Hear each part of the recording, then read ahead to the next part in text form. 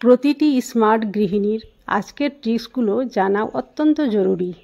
তাই বেশি কথা না বাড়িয়ে পিকে ম্যাজিক ফুড ফ্যাক্টরিতে তোমাদের সকলকে স্বাগত জানিয়ে শুরু করছি আজকের কিচেন ট্রিক্স। আজকের ট্রিক্সগুলো যদি ভালো লাগে অবশ্যই একটা লাইক করে দিও, আর ভিডিওটি প্রথম থেকে শেষ পর্যন্ত দেখো, তাহলে বুঝতে পারবে আজকের ট্রিক্সের মধ্যে কী নতুনত্ব রয়েছে। আর হ্যাঁ, চ্যানেলটি যদি সাবস্ক্রাইব করে না থাকো তাহলে প্লিজ চ্যানেলটি সাবস্ক্রাইব করে দিও, আর যদি আগে থেকে করে থাকো তাহলে তোমাদের জন্য রইল অশেষ ধন্যবাদ। তো চলো, কি ট্রিক্স নিয়ে এসেছি আজকে আমি সেটাই তোমাদের সঙ্গে শেয়ার করি। আজকের প্রথম ট্রিক হচ্ছে এই ধরনের চুইংগামগুলো বাচ্চারা খেয়ে যেখানে সেখানে ফেলে দেয়। বিশেষ করে যদি এই জামা কাপড়ে লেগে যায় তাহলে উঠাতে কিন্তু খুব অসুবিধে হয়। আর আমি যে ট্রিকটা তোমাদের সঙ্গে শেয়ার করব, এইভাবে যদি তোমরা উঠাও তাহলে খুব সহজেই জামা কাপড় থেকে এই চুইংগামগুলো উঠে যাবে। আমি নিয়ে নিয়েছি বরফের টুকরো, আর যে জায়গায় চুইংগাম লেগেছে সেখানে আমি ঘষে নিচ্ছি। আমি ঘষে ঘষে এই জায়গাটা চুইংগামগুলো উঠিয়ে পরিষ্কার করে দেব। দেখো আমি কিভাবে ঘষছি। আমি যেখানে ঘষছি সেই জায়গাটা কিন্তু শক্ত হয়ে যাচ্ছে, আর যখনই চুইংগামটা শক্ত হয়ে যাবে তখনই সেই জায়গা থেকে উঠে আসবে। তারপরে আবার সেই জায়গাটা আবার নরম হয়ে যাবে, আবার সেই জায়গায় আবার ঘষতে হবে, আবার শক্ত হবে, আবার উঠাতে হবে। ঠিক এই রকমই বারে বারে একই জিনিস রিপিট করতে হবে। তারপরে চুইংগামগুলো সেখান থেকে খুব সহজেই উঠে আসবে। দেখো কতটা হালকা হয়ে গেছে। আর এই একই প্রসেসে আমি কিন্তু পুরো গেঞ্জিটারই চুইংগাম তোমাদের সামনে পরিষ্কার করে দেখাচ্ছি। আমি ভিডিওটা একটু বড় করেই দেখাচ্ছি, কারণ পরে তোমরা কমেন্টে এসে অনেক কিছু হয়তো জানাবে যে এটা উঠলো না বা কি করে হলো। তো তোমরা একটু ধৈর্য ধরে দেখো। আমি ভিডিও স্কিপ না করে তোমাদের সামনে সম্পূর্ণটাই দেখিয়ে দিলাম কিভাবে পরিষ্কার করলাম। চলে আসছি পরবর্তী ট্রিকে। এখানেও কিন্তু রয়েছে চুইংগাম নিয়ে। চুইংগাম, কাপড়ের চুইংগাম তো উঠে গেল, এবার ঘরের যে ফার্নিচার বা ফ্লোরে এসব জায়গায় যদি লেগে যায় তাহলে এগুলো আবার কি করে পরিষ্কার করবে, চলো এটাও তোমাদের সঙ্গে আমি শেয়ার করছি।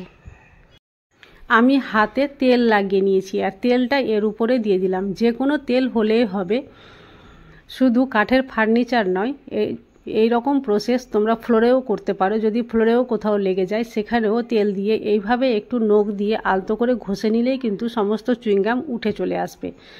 আর দেখো ফার্নিচার থেকে সম্পূর্ণ চুইংগাম উঠে চলে আসলো। আমি একটা কাপড় দিয়ে এটা একটু মুছে নিলাম, আর সম্পূর্ণভাবে পরিষ্কার হয়ে গেছে। দেখে বুঝতেই পারছো কতটা পরিষ্কার হয়েছে। আশা করছি এই ট্রিকগুলো তোমাদের কাজে লাগবে। চলে আসছি পরবর্তী ট্রিকে। এখানে একটা গ্রেটার রয়েছে। এই গ্রেটারটা প্রতিদিনই ব্যবহার করি, আর এর ফলে কি হয়, গ্রেটারটা একটু ময়লাও হয়ে যায় আর এর ধারটাও অনেকটা নষ্ট হয়ে যায়। তো নিয়ে নিয়েছি একটা অ্যালুমিনিয়াম ফয়েল, আর এটা এইভাবে গোল করে এর উপরে ঘষতে শুরু করলাম।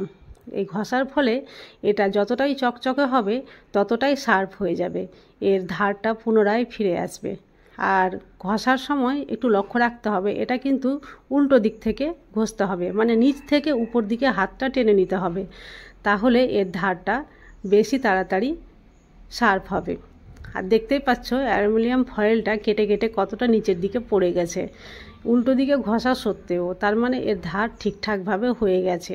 আশা করছি এই ট্রিকটিও তোমাদের খুব কাজে লাগবে। চলে আসছি পরবর্তী ট্রিক। লোহার জিনিসে মরচে তো পড়বেই, আর এই মরচে খুব সহজেই উঠে আসবে আজকের প্রসেসটা তোমরা যদি ফলো করো, তাহলে কোনো রকম ঝামেলা ছাড়াই। এই কাঁচিতে অনেক মরচে পড়ে রয়েছে, তার জন্য আমি নিয়ে নিয়েছি একটা প্যান, আর প্যানে এই কাঁচিটা রেখে দিয়েছি, আর উপরে দিয়ে দিলাম বেকিং সোডা প্রায় 1 চামচের মতো, আর একটা লেবু পিস পিস করে আমি কেটে নিয়েছি, আর সমস্ত পিসগুলো থেকে রস এর উপরে দিয়ে দিলাম, আর পিসগুলোও কিন্তু এখানটায় আমি সাজিয়ে রেখে দিচ্ছি। এরপরে আমি দিয়ে দেব 1 বাটি গরম জল। শুধুমাত্র এই প্রসেসে কাঁচি নয়, লোহার যে কোনো জিনিস, চাকু, ছুরি, যাই হোক না কেন, সব কিছুরই মরচে এইভাবে তোমরা খুব সহজেই ছাড়িয়ে নিতে পারো। তো গরম জলটা আমার দেওয়া হয়ে গেল, আর সবচাইতে শেষে যেটা আমি দিব সেটা হচ্ছে কোল্ড ড্রিঙ্ক। এখানে আমি নিয়ে নিয়েছি স্প্রাইট, আর এর উপরে আমি দিয়ে দিচ্ছি কিছুটা স্প্রাইট দেওয়ার পরে এইভাবেই আমি নাড়িয়ে চাড়িয়ে একটু রেখে দেব প্রায় 10 থেকে 15 মিনিট।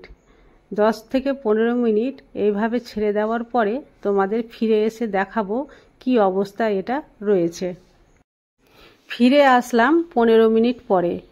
কাঁচিটা এর মধ্যে ভিজে থাকার জন্য অনেকটাই এর মোর্চাগুলো আলগা হয়ে এসেছে। এবার একটা অ্যালুমিনিয়াম ফয়েলের বল নিয়ে নিয়েছি আর এর উপরে আলতো করে ঘষে নিচ্ছি। আর দেখো কত সহজে মোর্চেগুলো ছুটে চলে আসছে। তোমাদের আমি এবার পরিষ্কার করে একটু ধুয়েও দেখাচ্ছি কতটা সহজে এটা চকচকে হয়ে গেছে। এতক্ষণে তোমরা দেখে বুঝতে পেরে গেছো যে কতটা কার্যকরী এই ট্রিক। চলে আসছি পরবর্তী ট্রিকে। অনেক সময় আমরা কাপড় চোপড় রাখতে গিয়ে ছোট ছোট কাপড়গুলো যেখানে সেখানে আমরা হারিয়ে দিই, কিন্তু এই পুরনো আই কার্ডকে যদি না ফেলে আমরা কাজে লাগাই তাহলে এটা হতে পারে আমাদের মিনি আলমারি। তো চলো কি করে আমি এটাকে একটা মিনি আলমারি তৈরি করে দিচ্ছি এই আই কার্ডটাকে, তোমরা ভিডিওটা স্কিপ না করে দেখতে থাকো। এই আই কার্ড নিয়ে নিয়েছি আর এটা থেকে যে ফটোর পোর্শনটা ছিল সেটা কেটে আমি ফেলে দিলাম। আর তারপরে নিয়ে নিচ্ছি কয়েকটা এই ধরনের এই রাবার ব্যান্ডগুলো, আর এটাকে আমি এর মধ্যে এইভাবে ভরে দিচ্ছি। আমার হাতের দিকে লক্ষ্য করো, তাহলেই বুঝতে পারবে আমি কিভাবে এই কাজটা করে নিচ্ছি। এখানে আমার কাছে মাত্র 4টা রাবার ব্যান্ড ছিল, তাই আমি 4টা দিয়েছি। আরও অনেকটা জায়গা ফাঁকা রয়ে গেছে, সেখানেও দেওয়া যেত। তো আমি শুধু তোমাদের সামনে প্রসেসটাই তুলে ধরলাম, তোমরা এটা আমার চাইতে হয়তো আরও বেশি ভালো করে করতে পারবে। তো চলো দেখে নাও কি তৈরি হলো। এইভাবে রাবার ব্যান্ড দিয়ে আমি একটা মিনি আলমারি তৈরি করে নিয়েছি। তো এবার এর মধ্যে আমরা কাপড় কিভাবে রাখবো, তো চলো সেটাও দেখে নাও।